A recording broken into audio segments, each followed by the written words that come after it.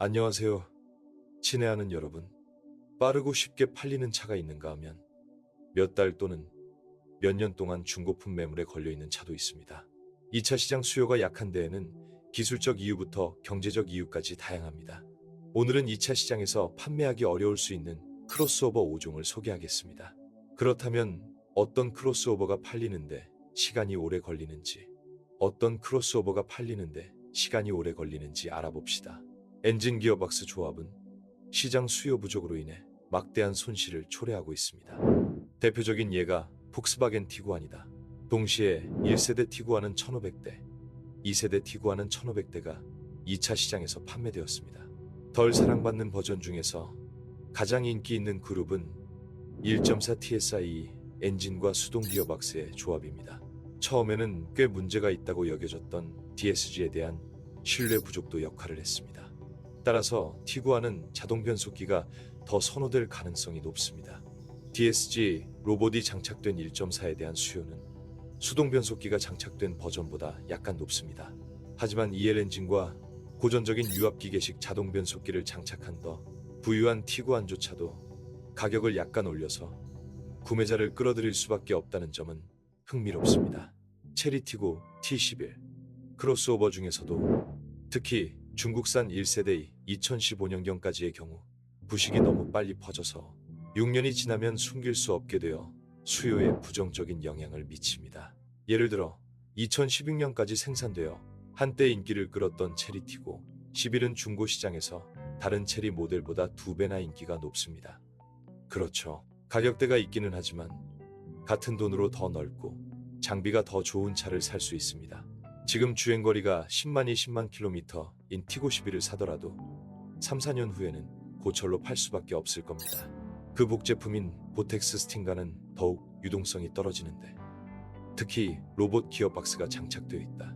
문제를 줄이고 싶으신가요? 같은 가격이라면 그란타를 선택하는 것이 더 좋습니다. 지상고는 같지만 가치를 유지할 가능성이 훨씬 더 높습니다.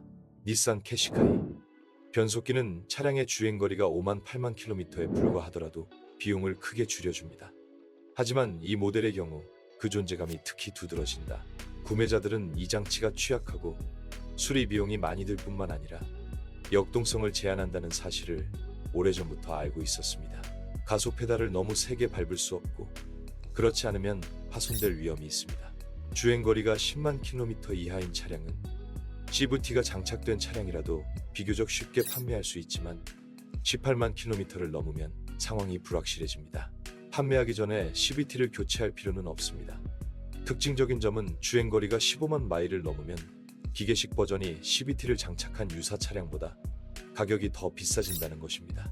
동시에 캐시카이는 좋은 엔진을 탑재하고 있어서 일반적으로 12만, 15만 킬로미터까지는 심각한 문제가 발생하지 않습니다. 하지만 변속기의 경우 이 마일리지 자체가 이미 중요하며 어떤 경우에는 훨씬 더 일찍 수리를 해야 할 수도 있습니다. 매일 CVT가 장착된 2세대 카슈카이 약 500대가 중고시장에 판매되지만 수동 변속기 버전도 이상적이지 않습니다.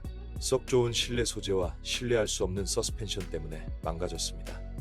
하지만 이 차를 나쁘다고 할 수는 없습니다. 장단점이 있으니까요.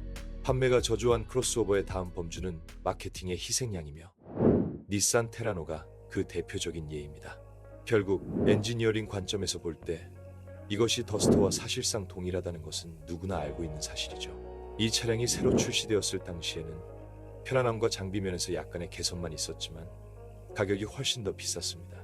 그러나 2차 시장에서는 이러한 가격 차이가 더 이상 효과가 없습니다. 테라노는 더스터보다 평균적으로 약간 더 비싸지만 수요는 약합니다. 게다가 이는 1.6리터 엔진과 수동 변속기가 장착된 버전에만 적용되는 것이 아니라 2리터 엔진과 자동 변속기가 장착된 버전에도 적용됩니다. 주행거리가 5만 킬로미터 이하이고 2, 4년 된 신차만이 매우 빠르게 좋은 가격에 판매됩니다. 몇 년 안에 르노 캡투어도 같은 상황을 겪을 것으로 추정할 수 있다. 약간 개선된 또 다른 더스터는 아직도 유행을 타고 있어 인기를 끌고 있다. 판매하기 어려운 또 다른 유형의 크로스오버가 있습니다. 바로 테크니컬 트윈입니다. 대표적인 예로는 미쓰비시 아웃랜더 XL, 푸조 4007, 시트로엥 C 크로서가 있습니다.